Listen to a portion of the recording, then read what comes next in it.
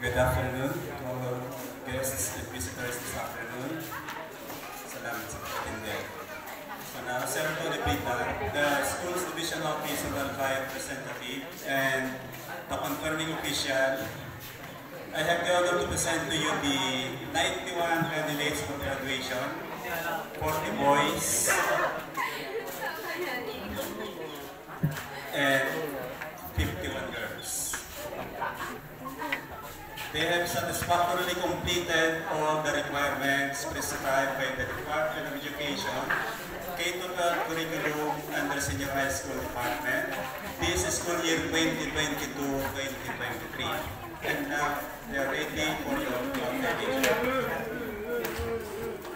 By virtue of the authority given me by the Department of Education, Division of Albay, Superintendent Nenny R. Mariones, says of I, and by the strength of the recommendation by the school head, stressing that you have completed the requirements prescribed by the K-12 basic education curriculum. I now confirm your graduation from senior high school. Congratulations. Thank you so much.